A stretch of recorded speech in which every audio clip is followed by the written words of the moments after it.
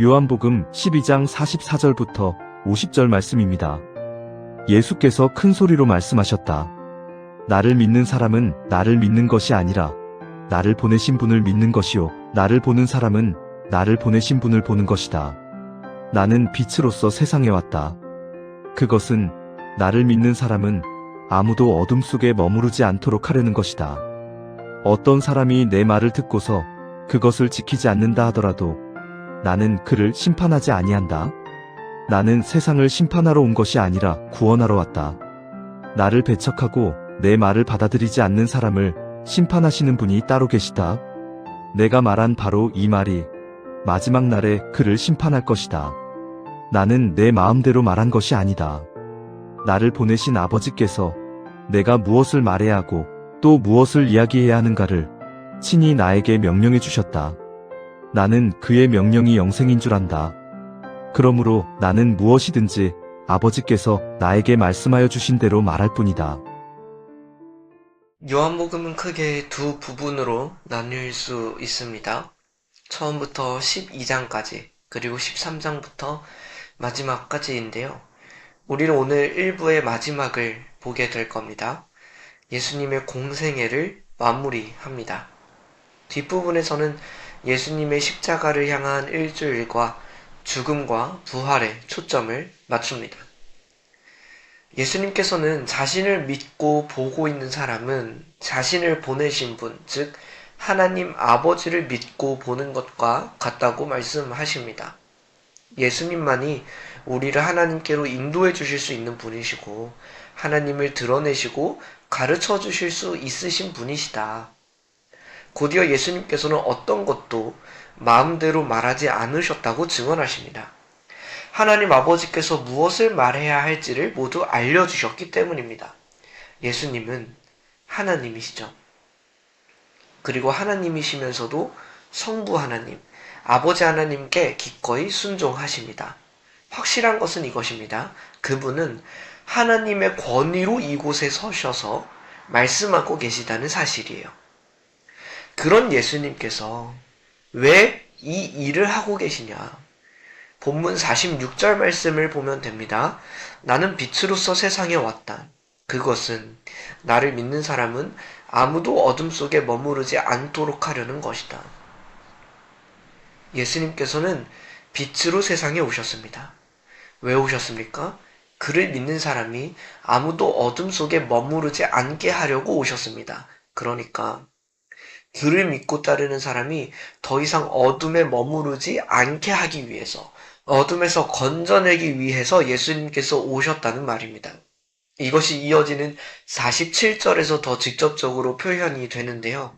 나는 세상을 심판하러 온 것이 아니라 구원하러 왔다. 그렇습니다.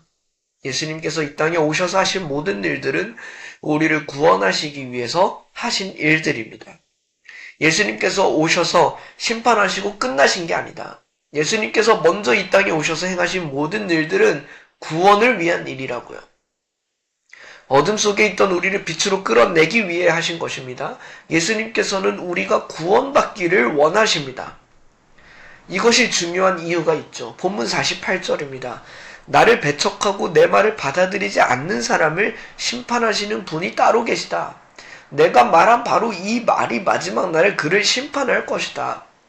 그렇다고 심판이 없는 것이 아니기 때문에 더욱 이 문제는 시급합니다. 우리가 예수님을 다시 보게 될 때는 심판의 주로 만나게 될 겁니다. 예수님께서 하신 모든 말씀이 우리를 정죄하게 될 겁니다. 우리의 유죄를 드러나게 할 겁니다. 그러나 우리는 몰라서 그랬다고 핑계댈 수 없을 겁니다. 적어도 오늘 이 말씀 앞에 선 우리 모두는 그럴 겁니다. 역사 속에서 예수님께서는 정말 존경받을 만한 모습을 보이셨습니다. 4대 성인이라고 불릴 만큼 인정도 받으십니다. 그러나 예수님께서 고작 인정받으려고 이곳에 오셔서 이 일들을 행하신 게 아닙니다. 그분의 삶을 보았다면 그분의 말씀도 봐야죠. 그분은 구원을 이루시기 위해서 오신 것입니다. 그러나 다음에 오실 때는 그러지 않으실 겁니다. 그분을 알고 믿고 따르라고 오셨던 것입니다. 그러나 알지도 않고 믿지도 않고 따르지도 않다가 우리가 주님을 다시 뵙게 될 때에는 우리는 구원이 아닌 심판을 대면해야 할 것입니다. 우리의 삶은, 우리의 인생은, 우리의 시간은 그저 이렇게 지나가다가 끝나는 게 아닙니다. 심판이 있습니다. 그 심판을 피할 길을 주님이 알려주시려고 오셨다고요. 그 길을 준비하러 오셨단 말입니다. 그리고 알고 믿고 따르라고 말씀하십니다. 구원을 먼저 주러 오셨다고 말씀하십니다. 심판이 아니라 구원을 받기를 원하신다고 말씀하십니다. 하나님의 명령은 영생이라고 말씀하십니다. 우리가 그 구원의 때, 기회의 때를 붙잡고 살아가시기를 소망합니다. 더 늦기 전에 주님을 알고 주님을 믿고 주님을 따르시기를 권면드립니다. 잠시 함께 기도합시다. 하나님 아버지, 우리가 주님을 다시 배울 그때에는 심판이 있을 것입니다. 우리는 이미 받은 이 모든 말씀 앞에 핑계하지 못할 것입니다. 그리고 이 때문에 주님께서는 먼저 오셔서 우리를 위하여 구원을 이루시고 구원의 길을 예비하셨습니다.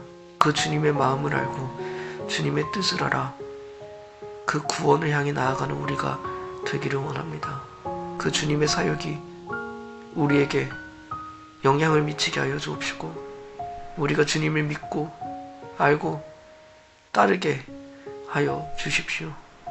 그토록 원하시는 우리를 사랑하셔서 행하신 구원을 우리가 받아들이게 하시고 주님께서 다시 오시는 그때 우리가 다시 주님을 뵙는 그때에는 심판을 넘어 우리를 구원하시는 그 사랑을 대면하게 하여 주시옵소서.